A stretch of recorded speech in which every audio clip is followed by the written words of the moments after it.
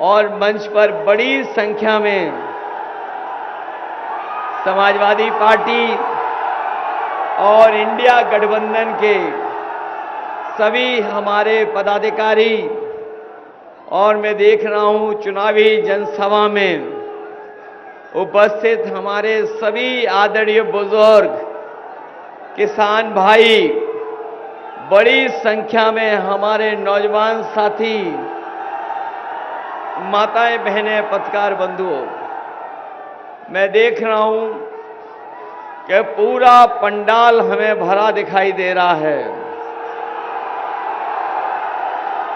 जहां पंडाल में छाया है वो तो भरा दिखाई दे रहा है, लेकिन साथ ही साथ मैं देख रहा हूं जहां पंडाल नहीं है, हमारे दोनों तरफ, बाईं तरफ और दाईं तरफ मंच से लेकर के नीचे तक, और जहां मंच बना है मंच के पीछे तक, हेलीकॉप्टर के और आगे तक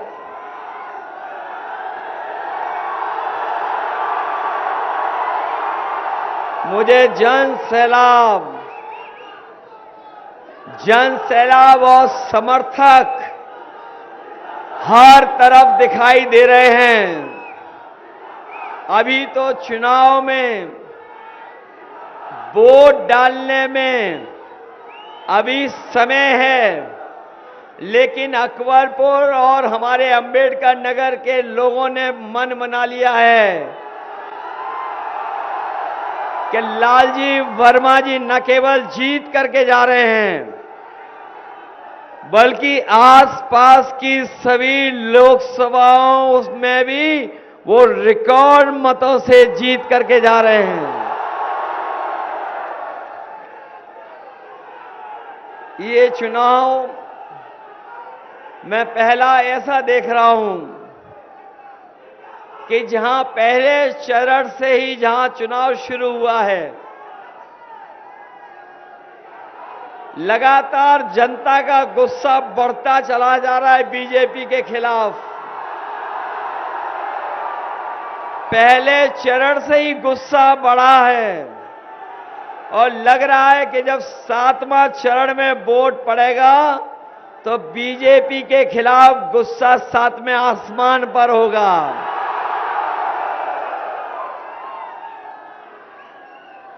जो लोग 400 पार का नारा दे रहे थे,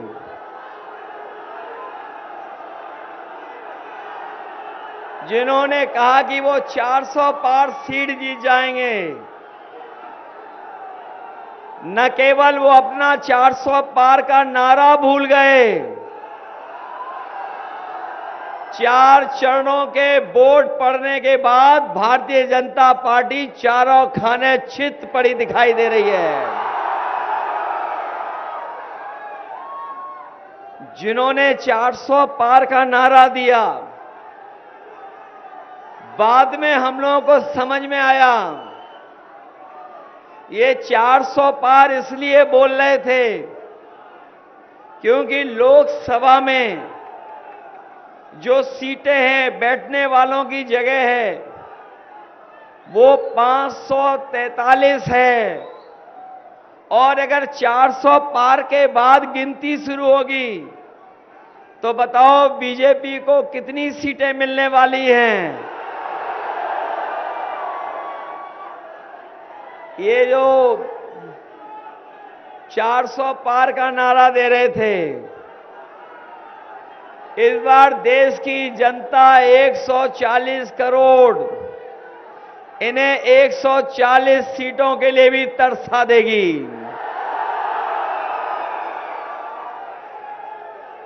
बताओ ये 400 पार का नारा भूल गए कि नहीं भूल गए?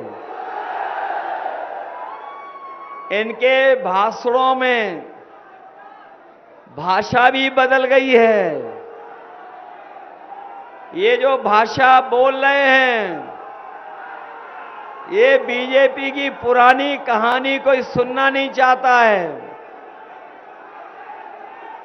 न इनकी पुरानी कहानी कोई सुनना चाहता है, नो नफरत से भरी है और ना ही इनके घिसे पिटे डायलॉग कोई सुनना चाहता है, क्योंकि इन्होंने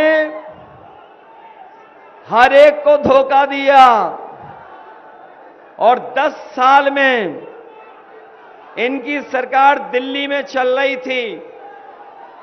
इनकी 10 साल की सरकार में भारतीय जनता पार्टी की हर बात झूठी निकली है और हर वादा इनका झूठा निकला। इन्होंने कहा कि किसानों की आय दोगुनी हो जाएगी।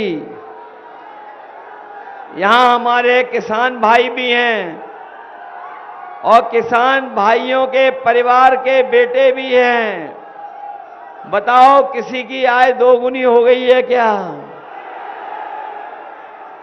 न इन्होंने आय दोगुनी की और हर चीज की कीमत बढ़ा दी। जो कीमत बढ़ी है, जो महंगाई बढ़ी है, वो आज महंगाई आसमान छू रही है। और इनकी महंगाई केवल किसानों की लागत में नहीं बढ़ी है, लागत तो बढ़ाई हुई है। डीजल, पेट्रोल और खाद से लेकर के कीटनाशक दवाइयां, डीएपी, डीजल, पेट्रोल, इन्होंने सब महंगा कर दिया और इतना महंगा कर दिया कि अपना मुनाफा कमाने के लिए इन्होंने बोरी से भी चोरी शुरू कर दी।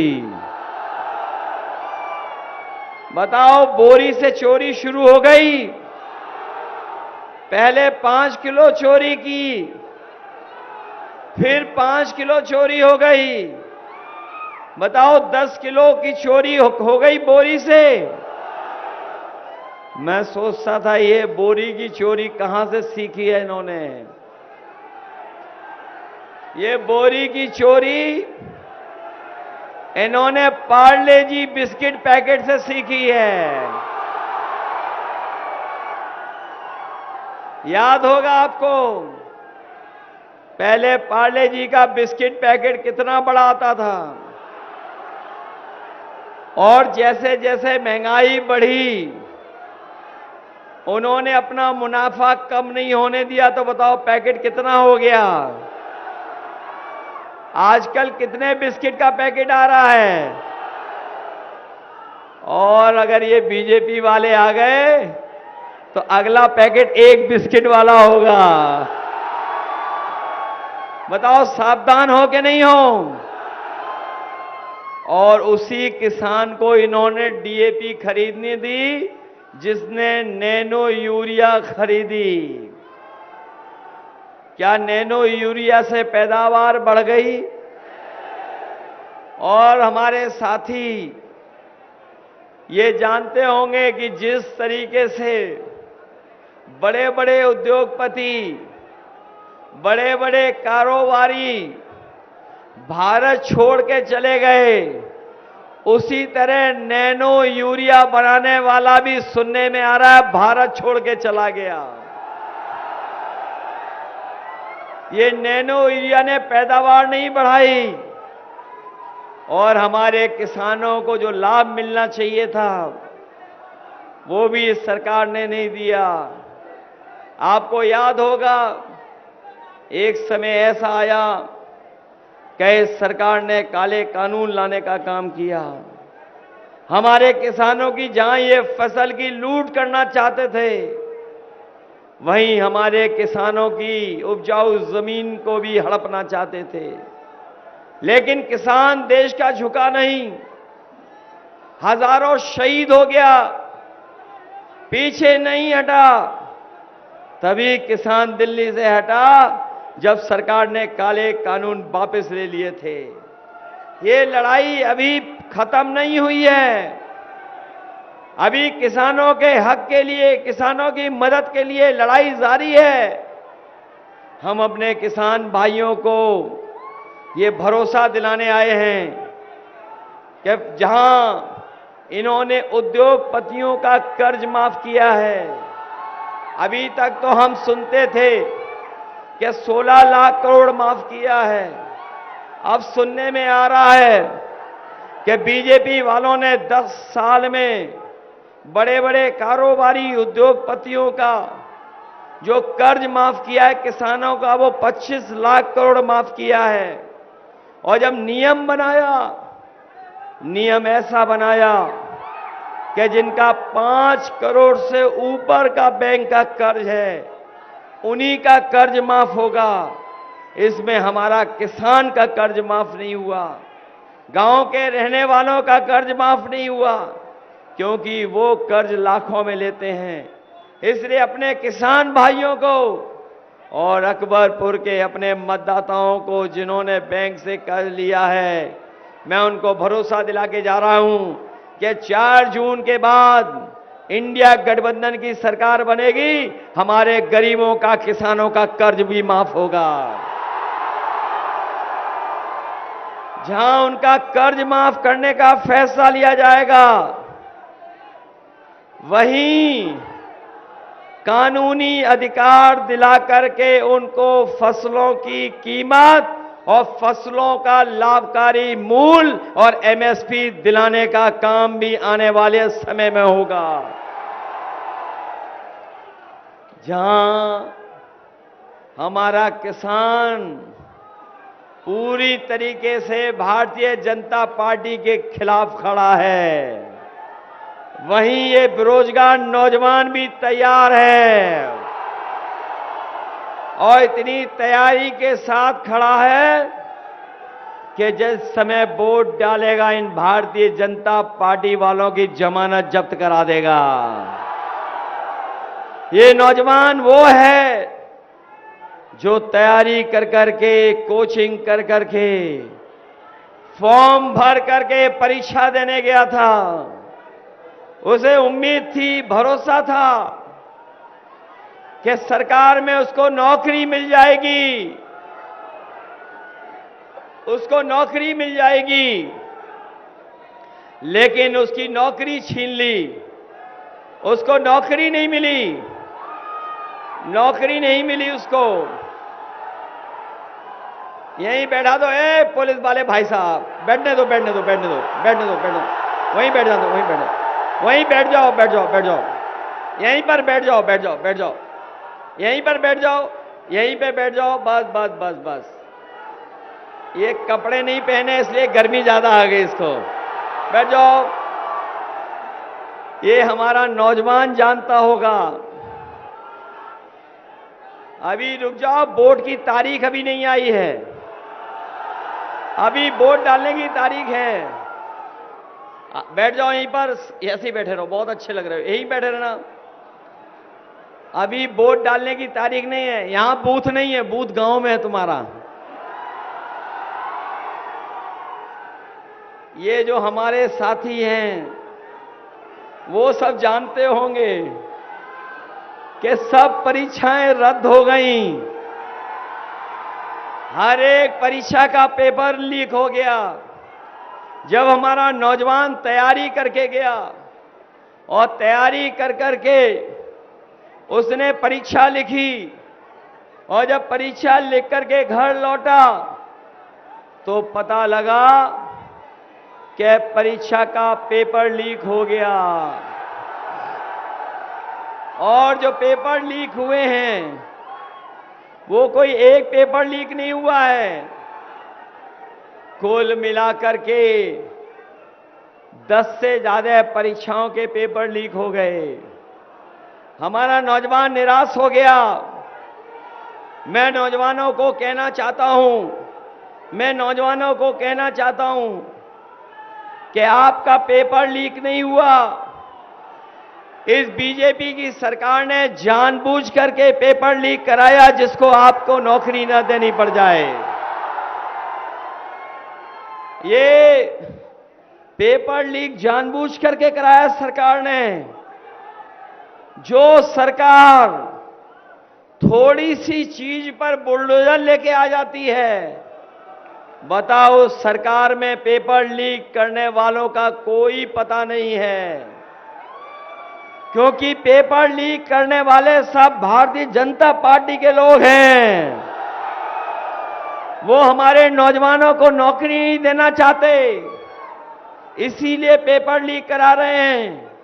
न केवल पेपर लीक कराया है इन्होंने, बल्कि हमारा नौजवान जानता होगा, जो खेतों पे दौड़ करके, सड़कों पे दौड़ करके, मैदान में दौड़ करके अपनी फौज की तैयारी करता था, वो फौज में जाकर के वर्दी पहन करके पक्की नौकरी के साथ साथ देश की सीमा की रक्षा करना चाहता था, लेकिन उसको भी आधी अधूरी नौकरी अग्निवीर वाली बना दी। हम अपने नौजवानों को कह के जा रहे हैं, जिस समय 4 जून को परिणाम आएगा और सरकार बनेगी, तो अग्निवीर व्यवस्था भी हमेशा हमेशा के लिए खत्म हो जाएगी। हम समाजवादी लोग अग्निवीर व्यवस्था को कभी स्वीकार नहीं कर सकते हैं। हम अपने कार्यकर्ताओं से कहना चाहते हैं, ये खाकी वर्दी वाले भी अपने भाई हैं, मित्र हैं, ये भी सरकार को हटाना चाहते हैं।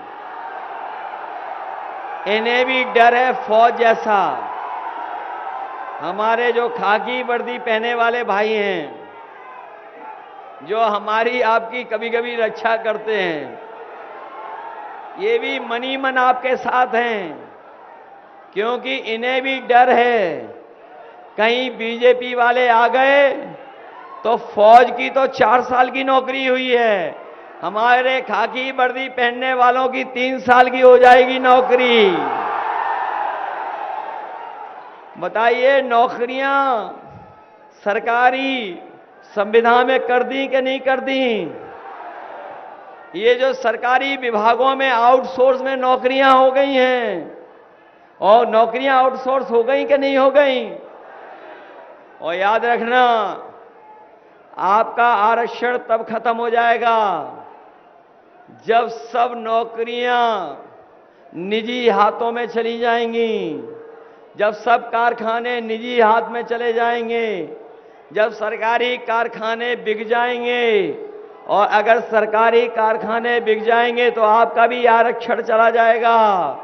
बताओ, ये आरक्षण बचाने का चुनाव है कि नहीं है? जहां हम लोग आरक्षण बचाने की बात कह रहे हैं, वहीं बाबा साहब भीमराव अंबेडकर जी का जो संविधान है, जो संविधान हमें अधिकार दिलाता है, जो अधिकार हमें सम्मान दिलाता है, जो बाबा साहब भीमराव जी का संविधान जो हमें आगे बढ़ने का मौका देता है, जो हमारी संजीवनी है, बताओ उसको भी खत्म करना चाहते हैं कि नहीं चाहते हैं? इसलिए जहां लोकतंत्र बचाने का चुनाव है, वहीं संविधान बचाने का चुनाव है, वहीं हमारे और आपके हक और सम्मान को बचाने का भी ये देश का चुनाव होने जा रहा है। मैं देख रहा हूं हमारे 69,000 वाले शिक्षक भर्ती में जो घोटाला हुआ है, और ये घोटाला नहीं हुआ है, ये बच्चे जानते होंगे। लखनऊ में सालों साल से इन्होंने धरना दिया है, आंदोलन में बैठे हैं और लड़ाई लड़ी है। इन्हें मुख्यमंत्री आवास जाना पड़ा हो तो मुख्यमंत्री आवास गए, और कहीं धरना देना पड़ा होगा तो धरना दिया, ज्ञापन दिया, लेकिन इनको न्याय नहीं मिला है। मैं तमाम नौजवानों को कह के जा रहा हूं कि जो लाखों लाख नौकरियां सरकारी विभाग में खाली हैं, दिल्ली में 30 लाख नौकरी खाली हैं, 30 लाख नौकरियों को भरने के साथ साथ आपके आरक्षण का भी सम्मान देने का काम आने वाले समय में इंडिया गठबंधन और समाजवादी पार्टी करेगी।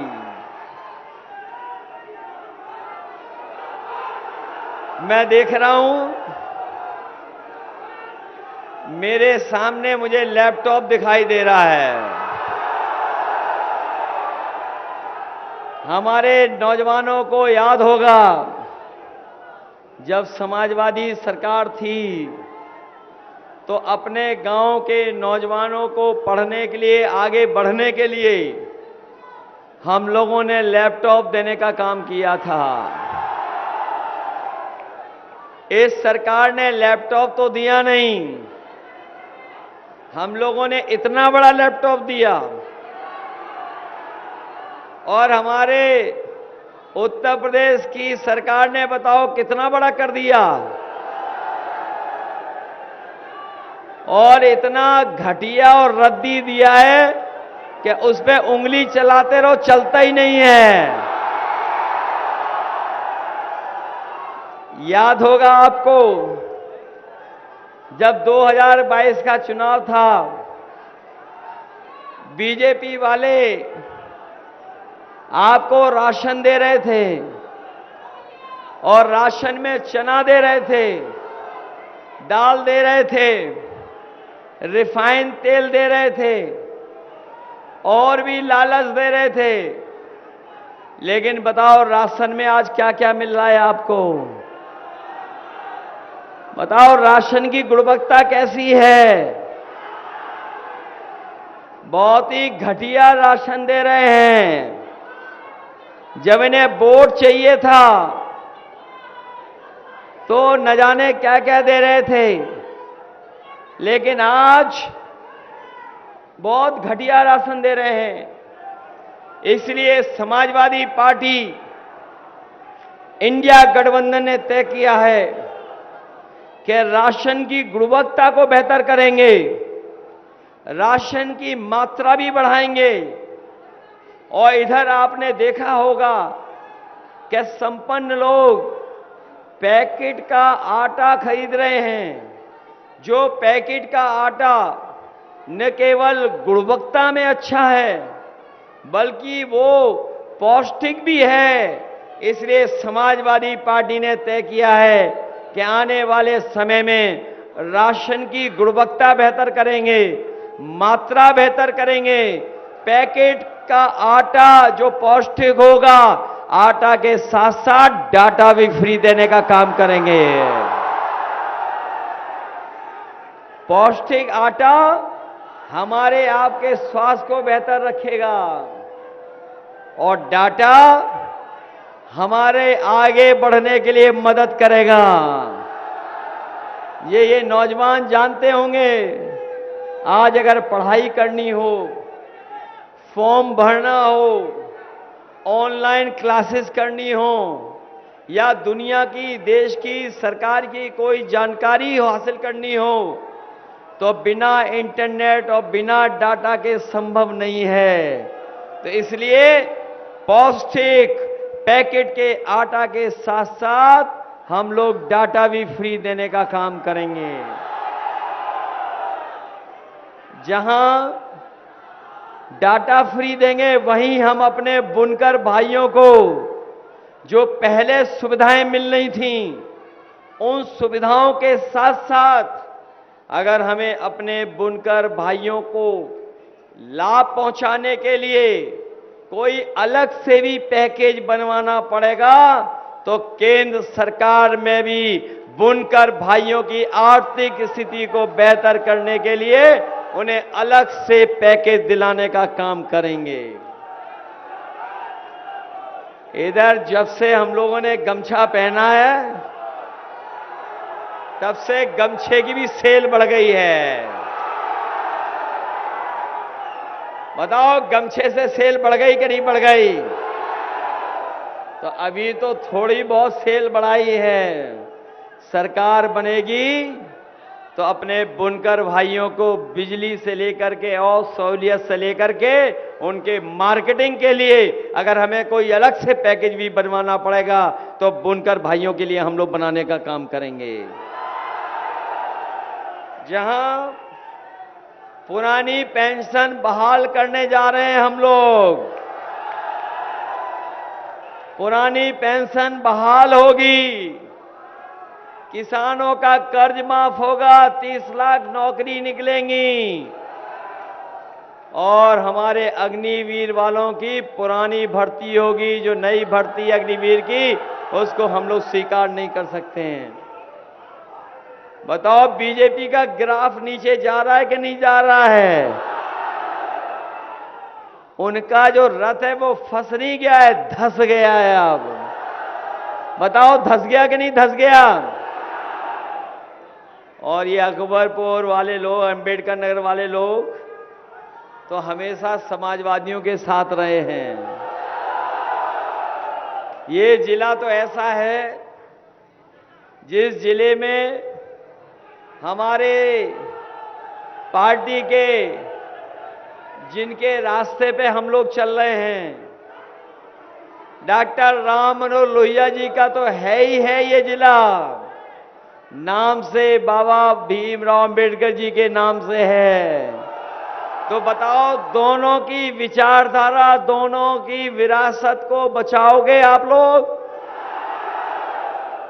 जो लोग दूसरी तरफ हैं वो आपको और हमको धोखा देके गए हैं। बताओ, धोखेबाजों से सावधान रहोगे? एक पड़ोसी है, वो भी धोखा देके चला गया। अच्छा हुआ धोखा देके चला गया। कम से कम हमारा पीडीए परिवार अब बढ़ जाएगा आगे। बताओ, ये पीडीए परिवार से घबरा गए कि नहीं घबरा गए? ये पीडीए परिवार ही एनडीए का मुकाबला करेगा और एनडीए को सत्ता से बाहर करने का काम करेगा। ये जो चुनाव होने जा रहा है उसमें आपको बूथ तक पहुंचना है। कहीं ऐसा तो नहीं बूथ जाते जाते घबरा जाओ आप लोग। वैसे अंबेडकर नगर के तो बहादुर लोग हैं, इन्हें कोई रोक नहीं सकता है। बूथ तक जाएंगे ये लोग। ये अपना जोश और उत्साह कम तो नहीं होने दोगे? मैं इस जिले का बहुत बहुत आभारी हूं कि हम लोगों के आह्वान पर आपने पूरा जिला हमें जिता दिया था। बताओ, दूसरों को जीरो कर दिया था कि नहीं कर दिया था? इस बार फिर जीरो कर दोगे उन्हें कि नहीं कर दोगे? और जिस तरह का समर्थन, सहयोग समाजवादी पार्टी के प्रत्याशी लालजी वर्मा जी को मिल रहा है, कोई वर्ग नहीं छूटा जो आज इनके सहयोग और समर्थन में ना खड़ा हो गया हो। बताइए, भीम निषाद भी समर्थन में हैं। भीम निषाद, इन्हें बड़ा नेता बनना है अपने समाज का और हम लोग इनको बनाने का काम भी करेंगे। हमारे एक सुभाष राय जी हमें छोड़ के कुछ दिन के लिए चले गए थे। हालांकि इनका दिल नहीं लगा वहां पर, क्योंकि ये भी पहलवान है, इसलिए हमारे साथ आ गए। और हमें खुशी है इस बात की, जहां सुभाष जी आ गए हैं वहीं हमारे साथ पढ़े लिखे बुद्धिजीवी प्रोफेसर राजेश सिंह जी भी हमारे साथ आ गए हैं। बताओ, हर एक का समर्थन मिल रहा है कि नहीं मिल रहा है? तो जब समर्थन मिल रहा है तो सब लोग अपना अपना बूथ सही रखोगे। ये कोई सामान्य चुनाव नहीं है, याद रखना।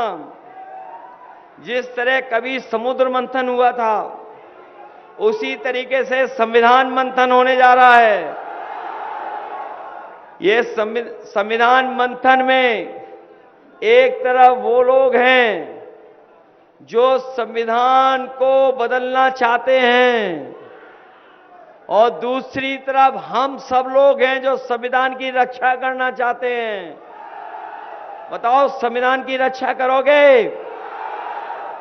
अभी मैं शहर नहीं देखा हूं, लेकिन मैंने लखनऊ और बड़े बड़े शहरों में प्रचार जहां जहां होता हुआ देखा है कि दिल्ली वालों ने बड़ी बड़ी होर्डिंग लगा दी हैं।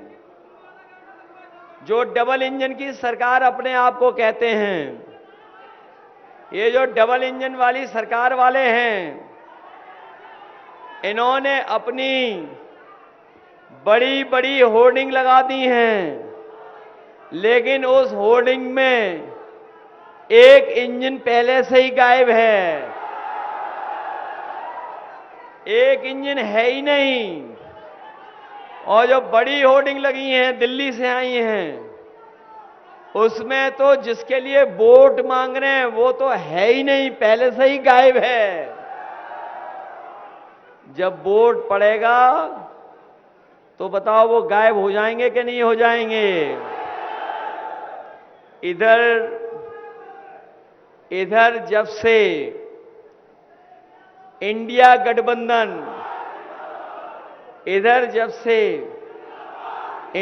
गठबंधन और हम लोग ने तय किया कि अपनी माताओं बहनों को पहले हम लोग समाजवादी पेंशन देते थे, वो हम लोग 3,000 और 6,000 करना चाहते थे, लेकिन अब बड़ा फैसला ले लिया हम लोगों ने। बताओ, बड़ा फैसला ले लिया कि नहीं ले लिया? और फैसला ये लिया है कि अपनी गरीब परिवार की माताएं बहनों के अकाउंट में लाख रुपया पहुंच जाएगा। खटाखट खटाखट खटाखट। और जब से दिल्ली वालों ने सुन लिया खटाखट खटाखट खटाखट, तब से वो भी बोलने लगे हैं खटाखट खटाखट खटाखट। हम लोग कहीं जाने वाले नहीं हैं। हम अपने प्रेस के साथियों भी कह रहे हैं, 4 जून के बाद अच्छे दिन तो आए नहीं, लेकिन हम सबके सुनहरे दिन आने वाले हैं। और मीडिया वालों के 4 जून के बाद फ्रीडम ऑफ प्रेस वाले दिन आने वाले हैं। और जो लोग अपने साथियों को विदेश पहले ही भगा चुके हैं, वो अपने मित्रों को विदेश एक एक कर करके भगा चुके हैं। खटाखट खटाखट खटाखट। और जिन्होंने कहा था कि हम न खाएंगे न खाने देंगे, जो वैक्सीन से चंदा वसूला और इलेक्टोरल बॉन्ड से जो उन्होंने बड़े पैमाने पर पैसा गठ कर लिया, वो कह रहे गटागट गटागट गटागट। बताओ, डकार भी नहीं आने दी और खा गए डकार, पूरा का पूरा चंदा ले लिया। और अब जनता ने भी मन बना लिया, जब वोट डालेंगे तो इनको कर देंगे फटाफट फटाफट फटाफट विदा। इसलिए मदद करोगे सब लोग? बताओ, इन्होंने वैक्सीन लगा करके हमारी और आपकी जान खतरे में डाल दी कि नहीं डाल दी? हम तो बच गए, हमने नहीं लगवाई वैक्सीन। हमारे जैसे कुछ साथी होंगे, लेकिन अब बीजेपी वाले कह रहे हैं कि जो वैक्सीन लगी है, और कंपनी वालों से कहलवा रहे हैं कि जो वैक्सीन बाजार में जो लग गई वो हम वापस ले लेंगे। बताओ, जो शरीर में वैक्सीन चली गई वो वापस कैसे आएगी? बता दो हमें। इसलिए सावधान हो के नहीं हो, इसलिए सावधान होकर के मतदान कर करके संविधान बचाना। और ये अब मन की बात नहीं होगी, अब संविधान की बात होगी। अब मनमर्जी की मनमर्जी नहीं चलेगी। 140 करोड़ लोगों के उनके आगे बढ़ाने वाली बात होगी, और संविधान की बात कर करके हम आपको हक और सम्मान दिलाने का काम करेंगे। इसलिए मदद करिए, एक एक वोट लालजी वर्मा जी के पक्ष में डाल देना। जिताओगे सब लोग मिलकर के, संविधान बचाओगे, ये लोकतंत्र बचाने के लिए वोट डालने जा रहे हो, डालोगे वोट, इसलिए सब मिलकर के वोट डालना। यही निवेदन, यही अपील करने आया हूं। मुझे पूरा भरोसा है कि जिस समय आपका एक एक वोट पड़ जाएगा, आप अपने सहयोगी साथियों से मदद ले लेंगे, तो लालजी वर्मा जी न केवल जीत के जाएंगे, बल्कि रिकॉर्ड मतों से यहां से जीत करके जा रहे हैं। आप सबको बहुत बहुत बधाई।